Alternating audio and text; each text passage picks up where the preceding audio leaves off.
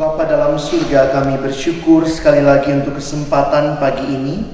Kami boleh datang memuji, memuliakan nama-Mu di hari perhentian yang Kau berikan bagi kami. Tiba waktunya bagi kami ya Tuhan untuk membuka firman-Mu. Kami mohon kiranya Engkau juga menolong kami.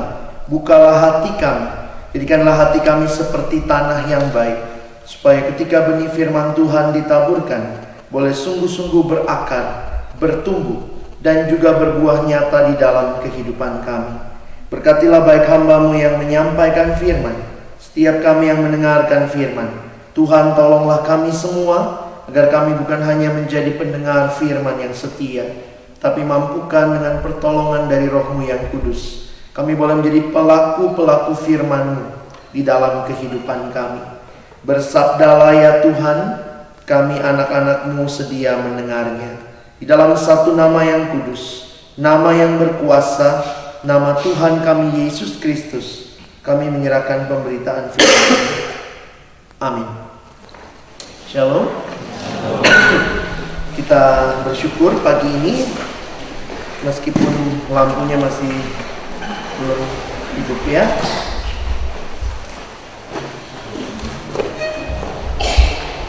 Mungkin pertanyaan yang penting pagi ini, Bapak kamu kerja di PLN ya? Kok tahu?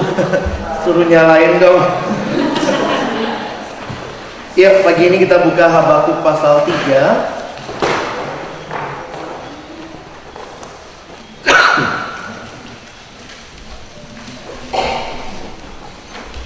Kita akan baca ayat yang pertama sampai dengan ayatnya yang ke-19, ya. Habakuk pasal 3 ayat pertama sampai ayat 19. Saya mohon kembali kita bergantian, pria dan wanita akan membaca bagian ini. Pria akan mulai ayat yang pertama, wanita ayat yang kedua. Saya akan bacakan judulnya terlebih dahulu.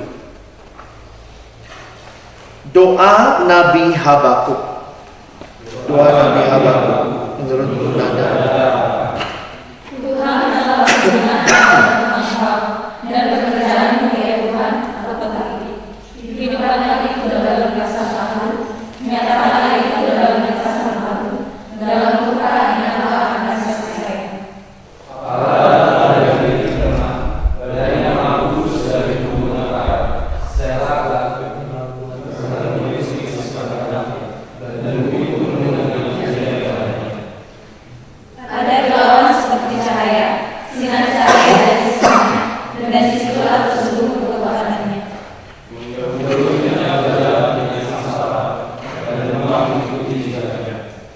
Dia berdiri, maka bumi dibuatnya bergoyang. Dia melihat keliling, maka bangsa-bangsa dibuatnya melompat terkejut. Hancur gunung-gunung yang ada di tempat, merendah bukit-bukit yang berabad-abad. Itulah perjalanannya berabad-abad. Aku melihat mereka membawa manusia mereka yang datang dan datang. Terhadap sungai-sungai kah ya Tuhan? Terhadap sungai-sungai kah engkau membangkit? Atau terhadap laut kah amarahmu, sehingga engkau mengendarai kuda dan kereta anak-anakmu? Justru kalau isi anak-anak, engkau membawaku menjadi sungai-sungai. Melihat engkau gunung-gunung besar, air bah berlalu lalu, samudera raya mendengarkan suaranya dan mengangkat tangannya. Matahari berada di tempat keduanya, karena cahaya anak-anakmu yang mereka puji, karena Allah yang berkata. Dalam kegeraman engkau melangkah melintasi bumi, dalam luka engkau membasah bangsa-bangsa. Kau telah berjalan untuk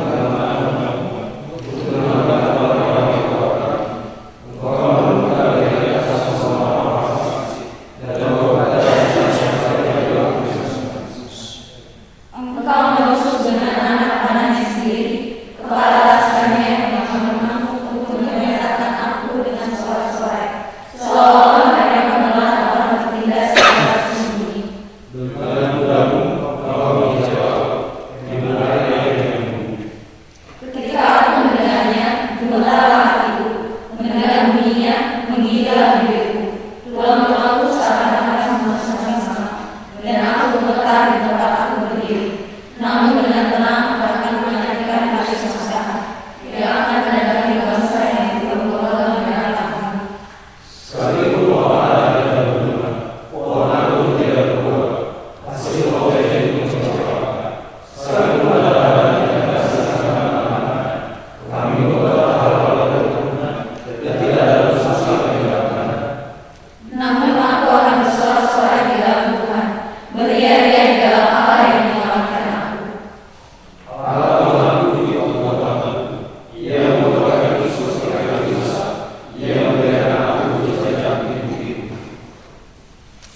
saudara yang dikasihi Tuhan, kalau kita perhatikan bentuk daripada bagian yang ketiga dari Habakuk ini adalah mirip sekali dengan Mazmur. Apa yang bisa kita pelajari? Kita ada melihat beberapa tanda-tanda musik di dalamnya. Misalnya diawali, kalian bisa perhatikan ayat yang pertama. Kalau lihat dalam bahasa aslinya, dipakai istilah menurut nada ratapan atau shigionot. Ya, itu dalam bahasa Ibraninya. Lalu muncul Selah. Selah itu muncul di beberapa ayat tadi. Ya, itu tanda-tanda diam. Dan untuk ayat 19, kalian lihat yang paling bawah, untuk pemimpin biduan dengan permainan kecapi. Saya pikir memang salah satu hal yang menarik dalam hidup umat Allah, termasuk saya pikir yang Habakuk alami, pergumulan membawa dia bernyanyi kepada Allah, memuliakan Allah. Kehidupan yang dekat dengan Tuhan semua diungkapkan, termasuk di dalam nada-nada yang mereka tulis. Ya, mungkin istilahnya nada ratapan, tetapi diakhiri dengan iman kepada Allah. Saya kalau perhatikan kayak gitu ingat ini ya, ingat kayak lagu dangdut kali ya. Kenapa? Apapun yang terjadi bikin lagu, gitu ya. Mati lampu bikin lagu, mati lampu aduh gelapnya, gitu ya. Cintanya terbagi dua bikin lagu, kejepit pintu mungkin juga bikin lagu ya. Sakit gigi bikin lagu, gitu ya. Kalau kalian perhatikan kehidupan umat Allah, mereka memuliakan, menyembah Allah, bahkan menyatakan iman mereka kepada Allah juga dalam banyak pujian. Karena itulah kita lihat, kita punya kitab Mazmur. Dan perhatikan Mazmur itu variasinya sangat luas.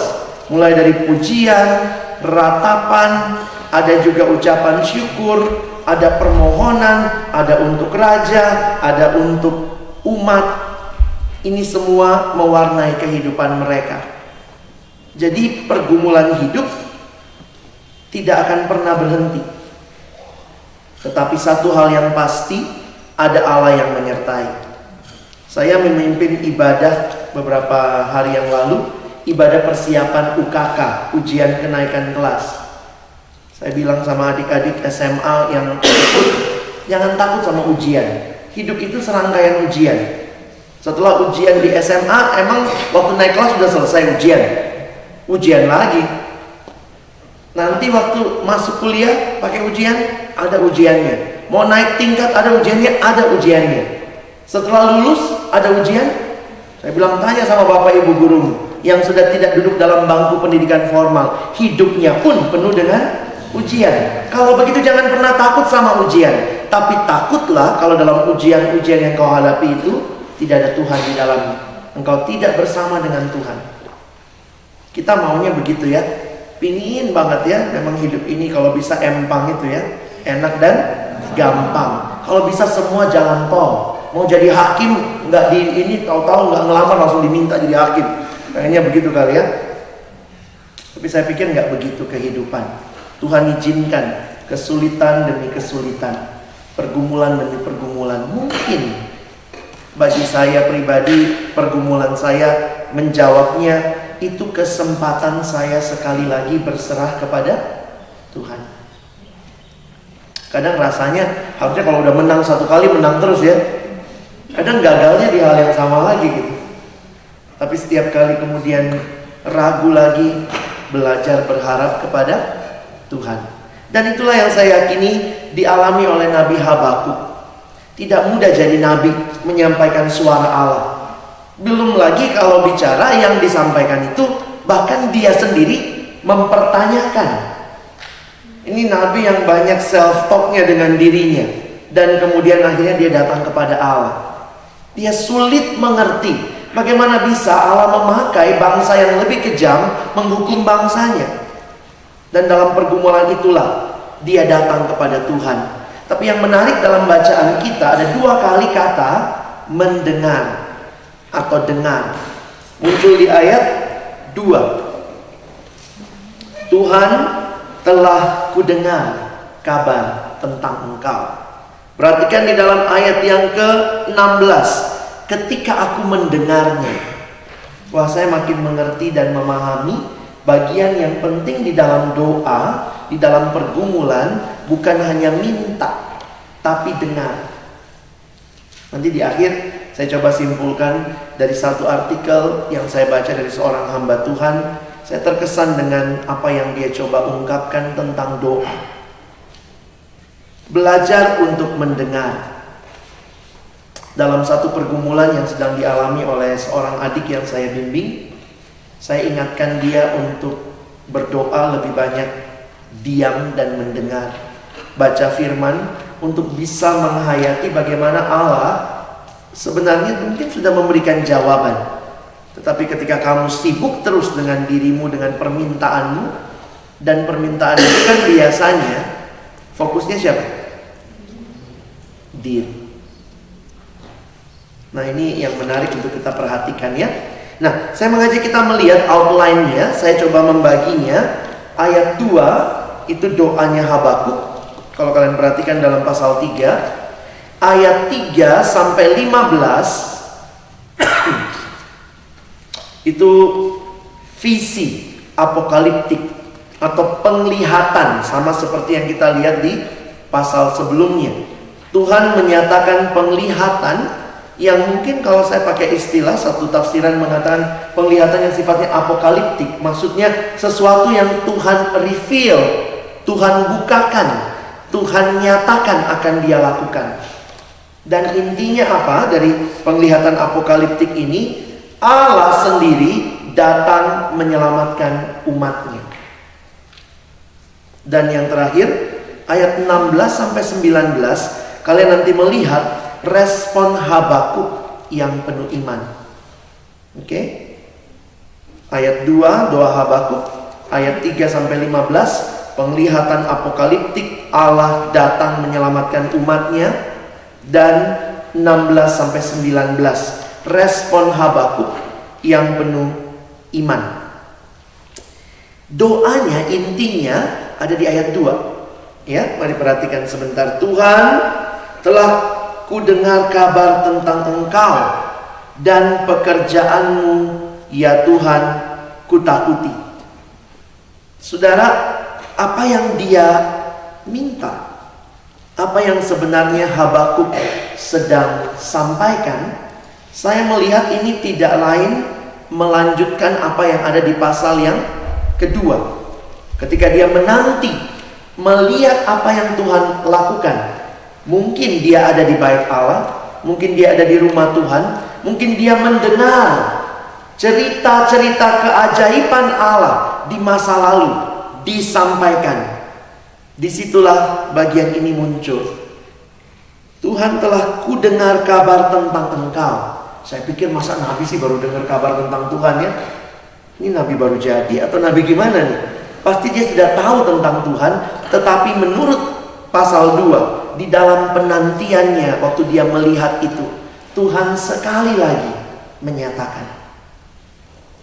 Sekali lagi menyatakan. Karena itu dikatakan oleh Habakuk, hidupkanlah itu. Hidupkanlah pekerjaan-pekerjaanmu yang besar, yang aku takuti itu. Hidupkanlah itu dalam lintasan tahun.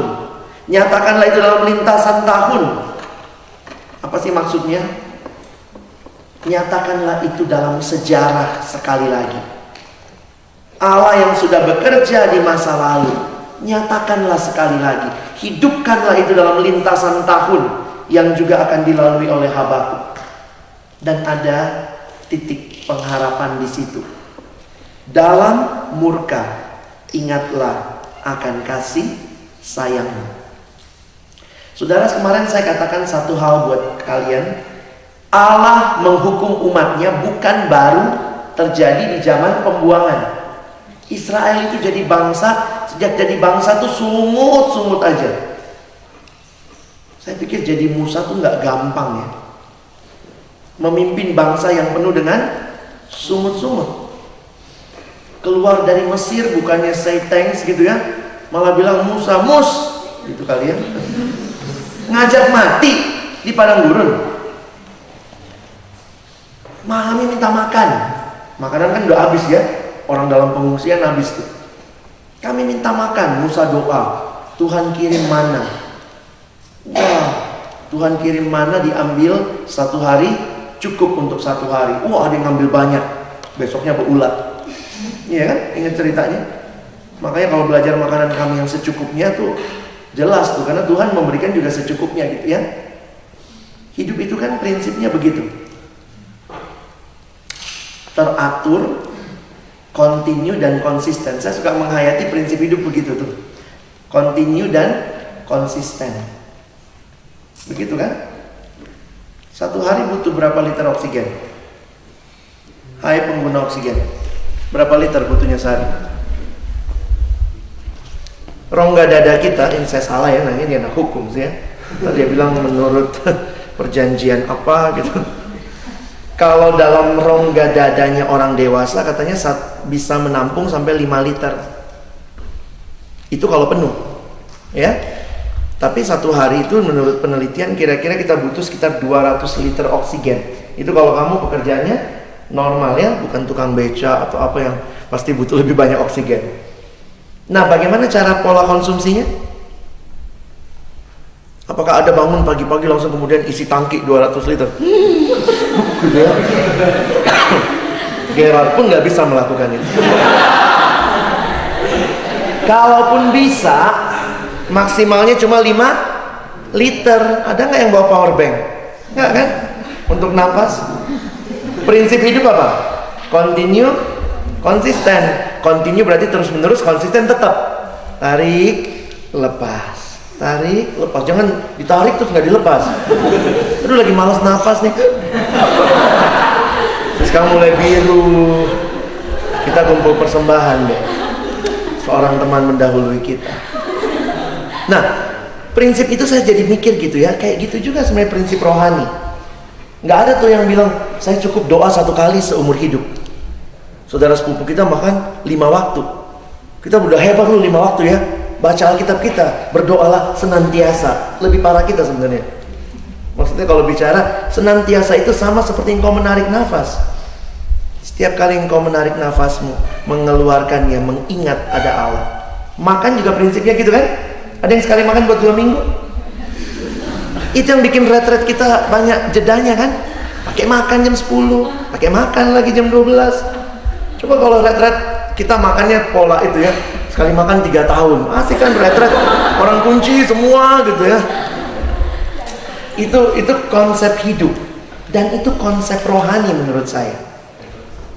Saya waktu pertama kali belajar saat teduh teman-teman, itu datang gitu ya, namanya anak SMA belajar saat teduh, dikasih buku renungannya sama kakak rohani. Nah saya suka baca.